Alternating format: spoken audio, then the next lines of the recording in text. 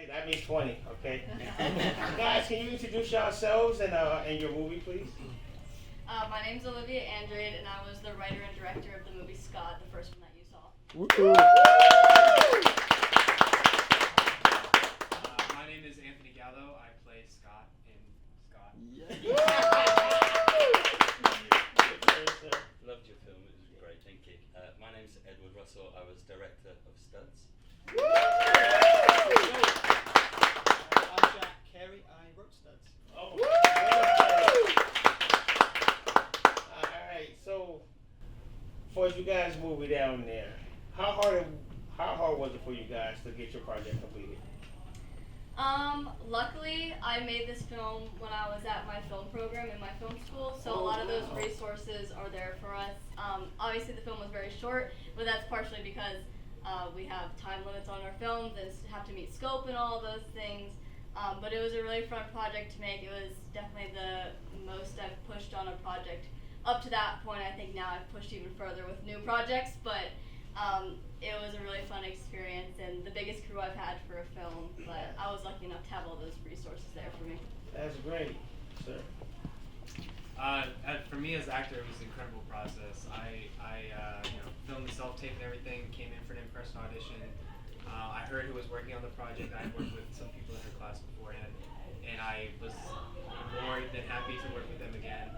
And I had heard about other people involved, like casting-wise, and I was all in. And the set was incredible. Like the scene at the end there, like with the pond and everything, was so beautiful, and the crew was amazing. So it was a great process. What about for your film, sir? Okay, I guess initially it was hard because you need to fund it. Jack and I have a few projects on the go, and the big one, what we think is the big one, stalled, and so we thought, well, Studs is relatively straightforward to make, let's try and do it. And to start with, it's about getting the money. But Barney and Sarah, who are the main actors in it, who play Mia and Harry, loved the script, and they said if we would contribute to it and maybe take an exec producer role, would that help?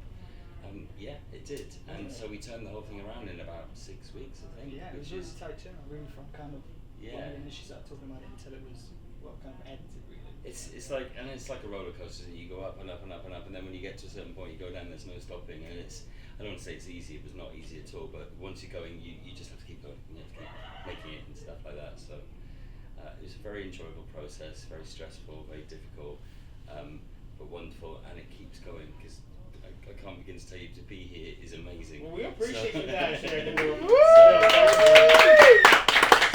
it feels like it's never going to end. It's wonderful. No, it's not.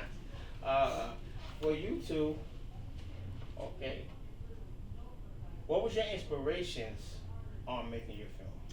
Oh, that's an easy one. So this was, as you saw at the beginning, based on a true story. It was based on what it was named after, Scott, who is someone that my parents know, and they're here right now.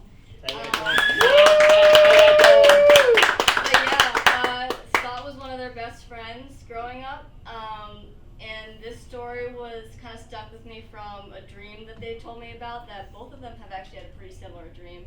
And, it's kind of what you saw. It was after he passed, they saw him in a dream where it was kind of just like seeing him from afar and feeling that sense of like him saying, hey, I'm okay. Yes. And once I was told about that, that just kind of really stuck with me, and that story stuck with me for a really long time. And then eventually, I just kind of felt like it was something I needed to make. So it was really important to me that I did this story justice for them. Okay. For me, it was kind of two separate parts because we filmed all the montage stuff, and all of my on-camera work was kind of a 2-day thing, and then I came back a couple weeks later and did the ADR for the voiceover of reading the letter out. So that was kind of two different processes. But when I was on set, getting to meet with Liv's mom and really talk to her about their experiences and their stories, and also kind of putting my own relationship with Elijah and trying to make that as natural as possible on film. And then with the ADR stuff, like, it was just me and her and another member of the team, and we just kind of sat in a booth and we tried to like channel that as much as possible and tried a couple different things of like how the inflection was meant to be and what the message really was of that letter. And and so that process was a whole different thing, but it was all very enjoyable. That's good. I was really impressed with your performance. Yes. Because as a director, you're watching other movies and performance is the one thing you look at, and your vocal delivery when you jumped into that water, which I guess was not hot. No, it was really It's quite It cold. was so cold. But it was really good. I thought straight away, okay, this is going to be good because your performances hit mark straight away. So all the performances did, but well done. Thank you. Sorry, it's your question, it's not mine. Oh, no. Listen, this is what the Q&A is about, man. We're all here, sit together to compliment each other, and get ideas out and show praise to each other because it's not easy being a filmmaker, actor, writer, or anything in the profession. It's not easy. You guys know, like you said, there's many variables that go into it. So for you, what kind of challenge? How was you? What's your experiences making your movie? I'll go first. You go first. Yeah. You go So first. I've worked in the industry for a very long time, and 25 years, and doing lots of things. I worked for a very long time on a big show called, you may have heard of, called Doctor Who. Do you know that? Yeah. So I was the brand manager on that show, which basically anything around Doctor Who, whether it's merchandise, events, online, all that kind of stuff, I kind of didn't do but looked after and stuff like that. So I was never really actually making television or film. I was sort of like one of the people that came in afterwards and stuff. And when that job came to an end, I thought I want to make TV. So the film, sorry, not TV. No, see, he let us know that he's about to go on the TV. Y'all saw that. Yeah. I mean, I feel TV and film for me are very similar. Then they're also very different. But the industry is very similar, I guess. So I took some advice and someone said, why don't you become a script supervisor? A script supervisor is a good job for finding, you cut across every role there, and it's true. And it's one of those roles that not everybody knows about. But if you do, then you know how important the role is and stuff. And so at some point I got the opportunity to direct second unit on a big show that we were making for BBC Three, and within minutes I thought, this is who I am. And I was at the time I was 53, and I thought it's taken me 53 years to find out who I am, but this is who I am. That's fine. Yeah. And that's what I want to do for the rest of my life. And I knew Jack. Jack and I had collaborated on a film that he'd written before, and I was script supervisor for. And I said, have you got a short film? And he sent me a script. He was like, this is amazing. And he said, I've got another one. I was like, this is amazing as well. So we kind of realised quite soon that we've got a great partnership. So that was my experience. Going in was like, okay, I've got to prove it now. That wasn't a fluke. And I feel that we did it. Again, when we shot Studs, we shot that over 2 days, which is remarkable. I felt, this is what I really want to do. This is what I want to do more than anything. And then, going back to being here and stuff like that, people who might know me for various things like Doctor Who may not take me seriously as a filmmaker, but just having been nominated for 2 awards and stuff has really made them look twice. And we get non-stop messages, me and Jack and Gareth have been here for a few days, and people are like, good luck, this is great, you've made it and stuff. I don't feel I've made it yet, but it's a big deal, so it's been wonderful. That's been my experience.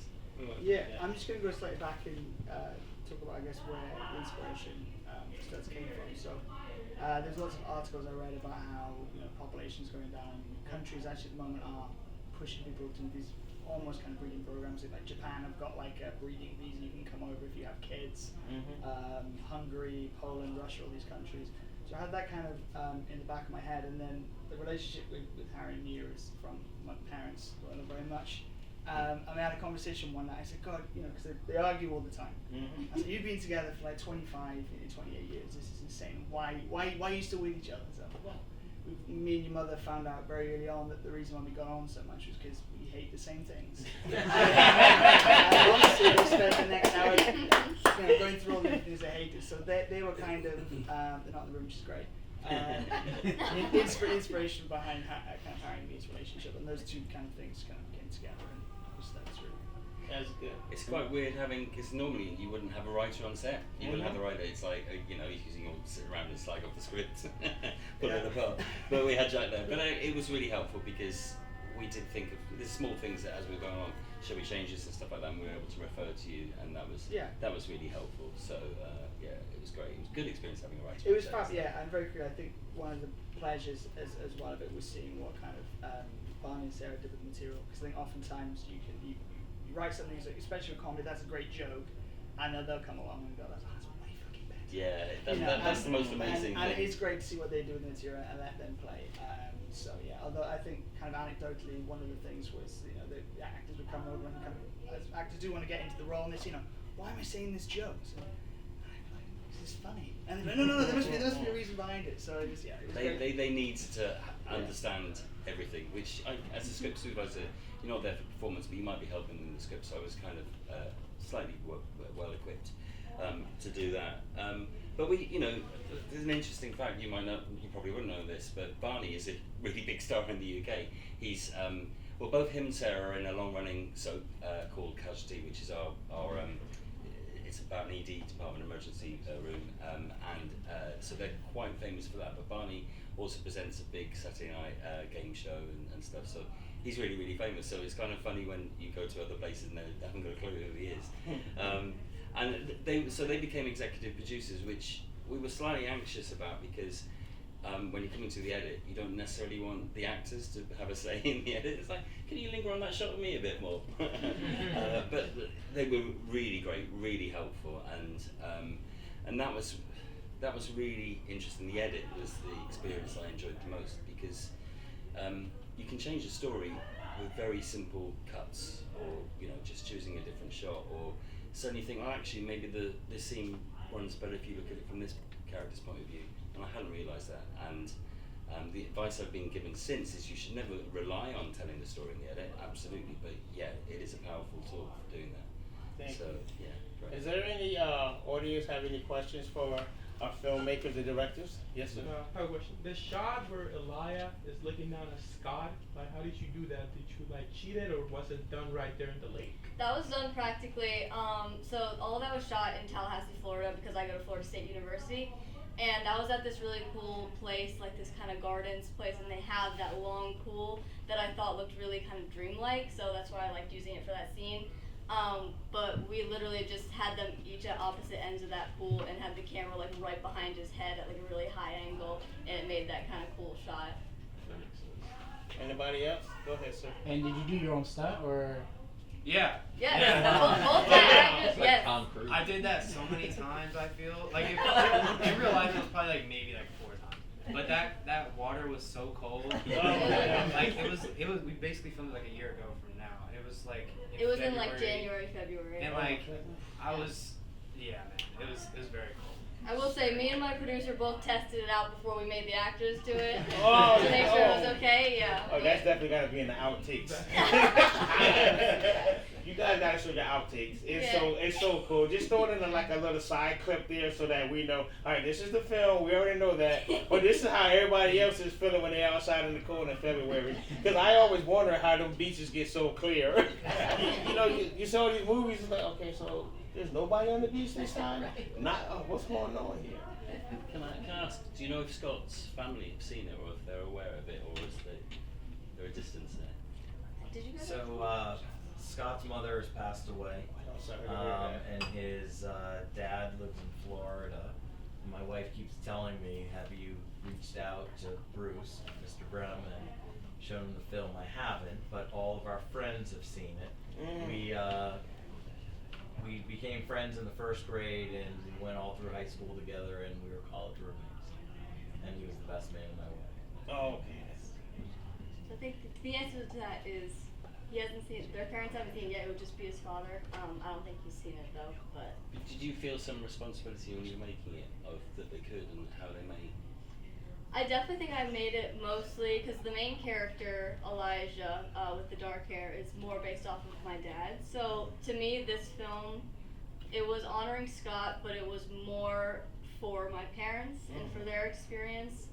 So I cared more about them seeing it than his family. But I do think at some point we should probably, I think that it'd be a nice thing to send it to them as well, Yeah, so they that'd could be see this and nice. see how we honored him.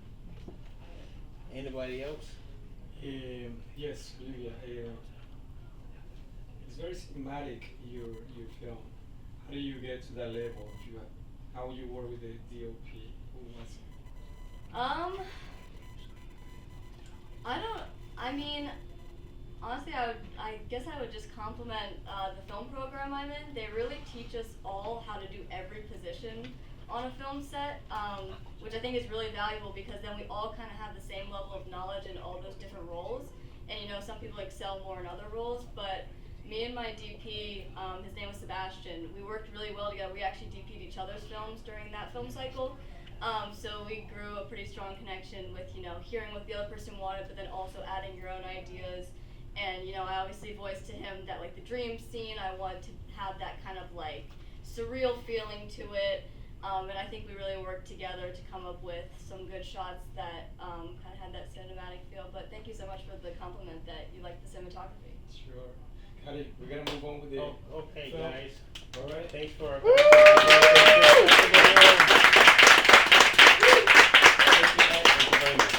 So we're gonna screen the film. If you guys feel like going, it's up to you. Thank you. Thank you so much. La paro. Hagamos Ah, güey, la algo. paro. You're welcome.